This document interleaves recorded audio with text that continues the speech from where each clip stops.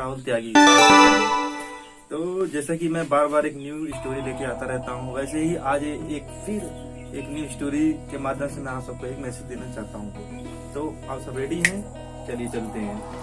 तो ये एक स्टोरी एक पेड़ और एक छोटे बच्चे की है, जिसमें पेड़ होता है और एक बच्चा होता है। एक टाइम ऐसा रहता है कि जो छोटा बच्चा रहता है वो उस पेड़ के पास आकर मतलब रोने लगता है, देखता है कि मुझे जो है लाइफ मतलब मुझे मेरे फ्रेंड जितने भी हैं वो सब मतलब खिलौना लेके खेलते हैं और मेरे पास खिलौना नहीं है, मैं कैसे खेलूं। फिर जो पेड़ रहता है वो पेड़ बोलता है कि तुम एक ऐसा काम करो कि जो मेरे जो ऊपर के जो फल है उन फल को तोड़ लो और तोड़ के ले जाकर मार्केट में बेच दो। तो जो छोटा बच्चा रहता है वो उस फल को तोड़ता है पेड़ से और मार्केट में लगा के बेच देता है, और जो उससे जो पैसे मिलते हैं उस पैसों को वो उससे खिलौने खरीद लेता है। कुछ दिन बाद फिर छोटा बच्चा जो है अपना खिलौने खेलने में बिजी हो जाता है, अपना खेलता है। फिर कुछ दिन बाद फिर उस पेड़ के पास जाता है और फिर जाके रोने लगता है। तो फिर वो जो पेड़ रहता है वो बोलता है कि बेटा अब क्या हुआ, अब क्यों तुम रो रहे हो, अब तो तुम्हें खिलौने भी मिल गए।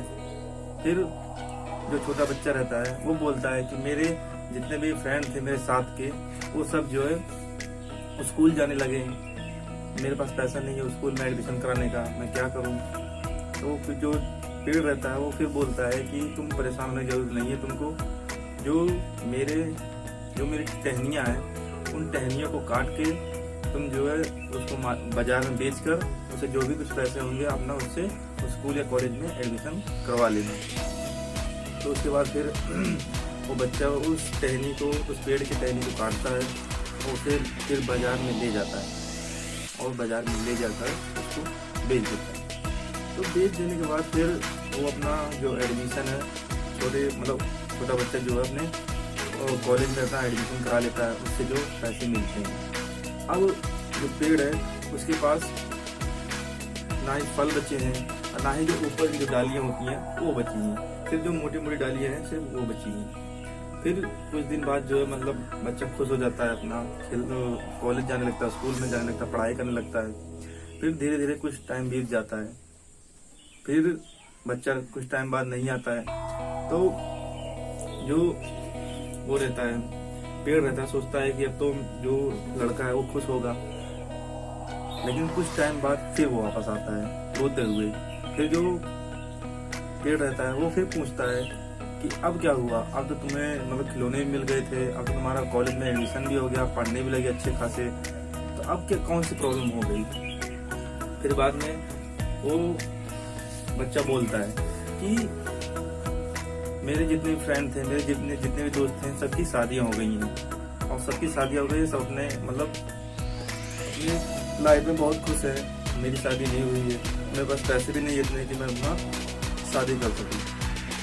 तो इस वक्त पेड़ बोलता है कि तुम्हें परेशान होने की कोई जरूरत नहीं है, मैं तुमको बोलता हूँ कि जो मेरे ऊपर की जो डालियाँ हैं, जो मोटी शाखाएं हैं, उसको तुम काट दो और उसको बाजार में ले जाके बेच दो, और इससे बहुत अच्छा खासा जो है तुमको पैसा मिलेगा, उससे तुम अपने मतलब अपनी शादी कर लेना, अपना घर बसा लेना। तो इतने में जो बच्चा रहता है वो खुशी होकर मतलब अपने जाता है, कुल्हाड़ी लेके आता है और उसकी जो मोटी मोटी डालियाँ रहती हैं उसको काट देता है। काटने के बाद उसको मार्केट में बेच कर फिर कुछ पैसे जिससे उससे मिलते हैं उस पैसे से अपनी शादी कर लेता है, और कुछ टाइम बाद मतलब अच्छा खासा उसका जीवन चलने लगता है। फिर कुछ साल बीत जाते हैं, कुछ सालों बाद जो है वो बच्चा आता नहीं वापस। तो जो पेड़ रहता है वो सोचता है कि अब तो मतलब बच्चा जो है खुश हो गया होगा, अब तो कोई दिक्कत नहीं है। लेकिन कुछ दिन बाद फिर वो वापस आता है, फिर रोते हुए आता है उस पेड़ के पास। तो पेड़ से बोलता है, पेड़ पूछता है अब बेटा क्या हुआ, अब तो तुम्हारी शादी भी हो गई है, अच्छा खासा परिवार भी हो गया है, अब तो तुम मतलब खुश हो अपने बीवी के साथ या अपने परिवार के साथ। तो बच्चा बोलता है कि जितने मेरे फ्रेंड थे सब मतलब अच्छा खासा मतलब शादी करके अच्छी खासा मतलब उनकी लाइफ चल रही है, अच्छा खासा पैसा कमा रहे हैं, लेकिन मैं पैसा नहीं कमा पा रहा हूँ। मैं क्या करूँ, मुझे और कुछ पैसे की ज़रूरत है। तो इतने में जो पेड़ रहता है वो कहता है अब तो मेरे पास ना ही फल है, ना ही टहनियाँ हैं, ना ही मोटी शाखाएँ हैं, बस मेरा ये पूरा धड़ बचा हुआ है मोटा, इसको क्या करो आप पूरा जड़ से एकदम खत्म कर दो और इसको मार्केट में ले जाके बेच दोगे तो इससे अच्छा खासा पैसा मिल जाएगा। उसके बाद फिर बच्चा कुछ देर सोचता है। तो आप सब बताइए कि उस पेड़ पर पानी डालना चाहिए कि मतलब उसको जड़ से उखाड़ देना चाहिए उस बच्चे को, कमेंट सेक्शन में जरूर बताना।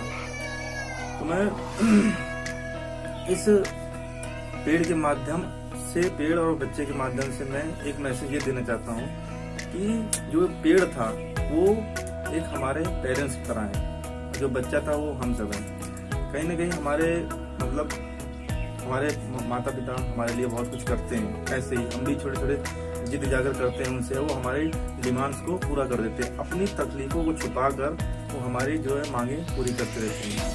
वो अपनी तकलीफें हमसे शेयर नहीं करते हैं।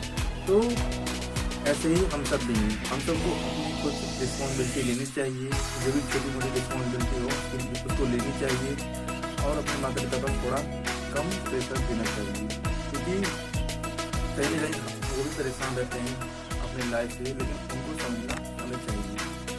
तो इस वीडियो में मैंने आप सबको ये बताया कि हम अपनी रिस्पॉन्सिबिलिटी को कैसे समझें इस स्टोरी के माध्यम से। तो जैसे आपकी स्टोरी, मेरी स्टोरी जैसे आपको लगी हो, लाइक करना, कमेंट जरूर करना, कमेंट करके जरूर बताना कि आपको ये वीडियो कैसी लगी। तो प्लीज़ सब्सक्राइब एंड लाइक और बेल आइकन को दबाना ना भूलें। Thank you.